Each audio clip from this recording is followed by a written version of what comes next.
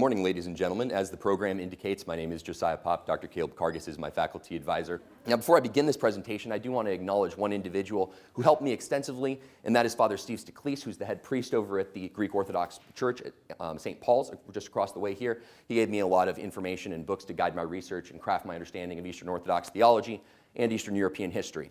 So let's get into what it is that American scholars believe right now. This is what I call the prevailing narrative. The prevailing narrative among people at the State Department, the Pentagon, multiple policy research think tanks such as Brookings and American Enterprise Institute hold that what Vladimir Putin is attempting to do is rebuild the Soviet Union. My thesis is that what Vladimir Putin is attempting to do is restore the Russian Empire, the lost Christian empire. And this has major implications for how we should apply our military strategy. And the reason is, I'd like to illustrate to you what's happening in the world today. This is a map of the former Soviet Union. The countries marked in dark red are former Soviet territories. In 2008, Vladimir Putin launched his war against Georgia, which is a small country at the bottom there. And in 2014, as many folks are aware, he launched his campaign against Ukraine. Now, these are former Soviet territories, so it seems to imply that what he wants is former Soviet territories. Therefore, American scholars believe that these countries are next on his list. Therefore, we have defended them, Latvia and Lithuania. Just last week, we signed a new defense pact with Lithuania to increase our rotational troop presence there. So the prevailing narrative holds that these are the next targets that we need to defend. My thesis is that this is incorrect, and if we do not correct our thesis, and if we do not correct our strategic thinking, we're in for a world of hurt when Russia goes for what it's really looking for, which is this piece of territory, which is not a former Soviet Union area. That is the Turkish Straits, which holds the city of Constantinople. As you will notice, the Black Sea and the Mediterranean Sea are only connected by those tiny, tiny narrow waterways, which means it's an incredibly important geographic location. Now, the point of departure for my research, because I'm concluding that the rest of America's war colleges is incorrect, naturally should have a little bit of foundation for it. So the point of departure for my research is evaluating what's wrong with Russia right now. What do they have to do just to ensure their own survival? The first crisis that Russia is dealing with is a geographic crisis. Russia is simply too big for its own good. Most of its ports are frozen for the entire year, or most of the year, meaning that precludes a lot of international trade, and they can't extend their naval power. So what Russia is looking for is territorial expansion towards warmer waters. That's what they need to survive.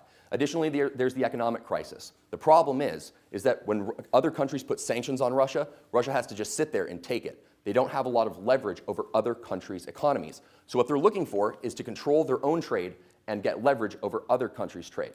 So Constantinople fits into both of these categories as a primary target. Additionally, there's the demographic crisis. This is one of the most severe. According to Russia's own internal statistics, Russia is in danger of losing 20% of its population by 2050. And the root of this crisis is the fact that so many of their young women have used abortion as a form of birth control that they can no longer carry pregnancies to term. And additionally, so many of their young men, out of work because of the economic crisis, have resorted to drugs and alcohol, and there's declining male mortality rates in Russia. A lot of them are dying off. So at the root of this, Russians are just making poor decisions. What Russia needs is restored social morality to address the root cause of why their population is dying off. I will argue that Constantinople fulfills that as well. But let's get into the next point, which is Russia's Byzantine roots. When you look at Russian historians, where do they believe that they are placed in history? What is their role? When you look at Russian historians, they believe very fervently that they are the direct heirs of the old Byzantine Empire. Now, just for context, the old Byzantine Empire was the eastern half of Rome that was intentionally and demonstrably Christian, and their purpose for their existence was to defend Christendom. Russia believes that when Constantinople fell to the Ottoman Turks in 1453, that mantle of Christian responsibility was passed by God to them. This has painted all of Russian history, except for the time of the Soviet Union. This is why the Byzantine military flag and the Russian military flag, which is this imagery was put back on after the Soviet Union, indicates that they are returning to their Byzantine roots. So the question is, does Vladimir Putin believe in this inherited holy mission? And this is where we get into my work on Vladimir Putin's favorite scholars. These are the individuals that he incessantly cites. He forces his governors to read them, and he erects statues to these men. The first one is Pyotr Stolypin. Pyotr Stolypin was essentially, in a nutshell, a czarist hatchet man for the last monarch of Russia. In the 1910s, he was running around killing and executing so many communists that they started calling the hangman's noose Stolypin's necktie.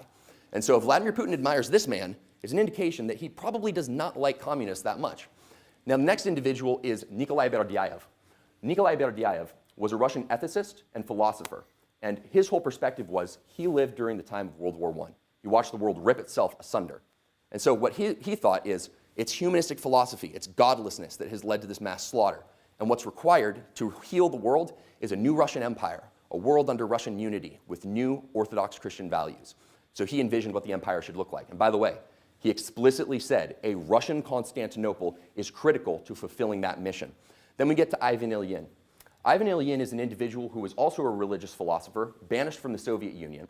And his contribution to Vladimir Putin's political thought is this: Russia has a holy mission, and the West, America and Europe, are decidedly against it. It is an existential threat. This is an irreconcilable difference between America and Russia. And as General James Mattis has fondly noted, when you have irreconcilable differences between two major powers, that's inevitably going to gear up for a fight. So the question is, what does Vladimir Putin believe his role is? That's where we get to Lev Gumilov. Lev Gumilov, if there's any literature individuals in here who study literature, he's the son of Anna Akhmatova. He is the person that she is lamenting the loss of in her poem Requiem. After he escaped from the Soviet Gulag, he constructed a theory of ethnic ascendance. He asked the question, what is it that makes ethnicities into empires? And what he concluded is what it takes is a great leader to arise from the masses that's passionate and has the ability and the drive for sheer dominance. So how do we synthesize all of this information? We can synthesize it most helpfully like this. God gave Russia a holy mission, which is to save Christendom. Nikolai Berdyaev envisioned what that destination looks like, a world of Russian unity and liberated from humanism. Ivan Ilyin outlined the threat, which is the West and America. Lev Gumilov made the map of how to get there. You need ethnic domination because of a strong man. The strong man needs to arise. And Stolypin is the model of that Russian strong man who's willing to do anything to preserve Russian culture, even if it means brutalizing his own civilians. Ladies and gentlemen, it is more than plausible that Vladimir Putin believes he is that strong man for this new epoch in Russian history. So the question then becomes, if Russia has this perspective, what happened the last time it had this perspective? And the answer is it went for Constantinople. This is Nicholas II, the last monarch of the Russian Empire. And in the tail end of World War I, one of the things he demanded from the other powers was the acquisition of this territory. These are the borders that he drew in 1914. This is what they wanted after World War I. The only reason they didn't get it is because the conference to finalize that holding was in November of 1917, which is when the Communist Revolution happened. The communists swept in, killed the Tsar, killed his entire family, and just to prove how evil they were, they killed his dogs too. So it is proof positive that this episode of history has been seen before. When Russia was on the verge of getting everything it wanted from fulfilling its holy mission, communism swept in and destroyed it. That is what the Russian nationalist believes about this take in history. So then the question becomes, so is there something Russia has to gain from this territory? And the answer is absolutely yes. First off, this would make Russia a Mediterranean naval power. By controlling Constantinople and the Turkish Straits, they control the only vein of water between the Black Sea and the Mediterranean Sea. This allows them to project their naval power into the Mediterranean, where they can combat the United States and Europe. Additionally, this would likely break NATO. NATO is our most important military alliance, and it relies on trust. Every country in NATO needs to believe that if they are attacked, another country will support them. The problem is that Turkey and the rest of Europe, and Turkey's part of NATO, they are already suffering from an ideological split, which is Turkey's becoming more authoritarian and Islamic, and Europe is becoming more nationalist. That is a fissure in our alliance network that Russia would be able to exploit by attacking Turkey, because here's the golden question. If Russia attacks Turkey, who in Europe is willing to risk a nuclear war with Russia to defend them? And that's how you break that alliance network.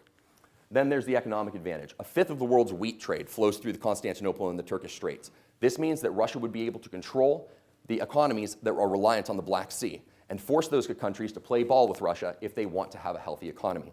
Additionally, the religious aspect. This would likely cause a religious resurgence in Russia by opening the Hagia Sophia, the cathedral at the heart of Eastern Christendom.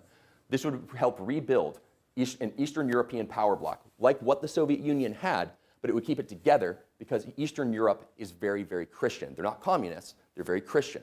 And so this would help rebuild a Russian-based power bloc in Eastern Europe. And that's something that we are currently missing. This would also solve the demographic crisis by getting Russians to return to church. So then the question becomes, has Vladimir Putin left us any hints? And the answer is absolutely yes. In his war against Georgia in 2008 and Ukraine in 2014.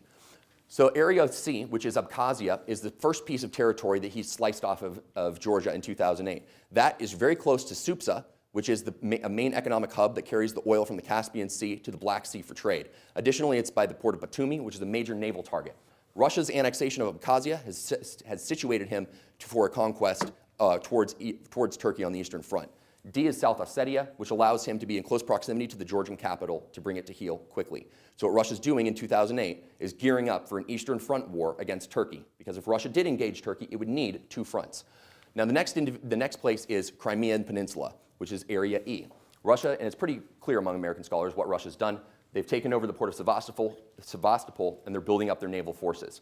So, and in Section F, which is the Donbass region, that's where the ongoing fighting in Ukraine is still happening.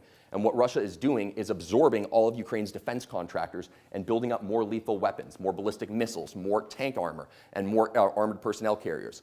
What Russia is doing is opening up a new front against Turkey. They're building the naval capacity to engage Constantinople, and they are modernizing in the Black Sea. These are clear warning signs that have been missed by American scholars because they just believe that this is just an ideological conquest of former Soviet territory, and that's all it is.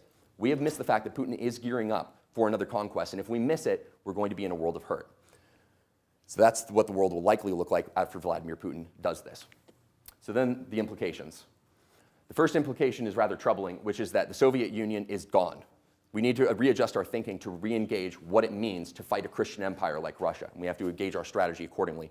Additionally, Constantinople is an increasingly valuable target, but it is increasingly vulnerable, meaning we should do something to make it less vulnerable. Additionally, the seizure of Constantinople and the Turkish Straits will turn Russia into a more formidable power that will be more difficult to dislodge when that inevitable fight comes. Additionally, history is preparing to repeat itself. We've seen what Russia has done before with this political calculus. And if we don't readjust our thinking, we are going to end up on the losing side, and America could lose its superpower status. So with that, I'd like to take your questions, if you have any. And I would like to note that the nature of this paper is necessarily interdisciplinary because it involves a lot of art history and heraldry, military studies, obviously, even poetry and literature. So if anybody of a particular discipline is interested, go for it. Thank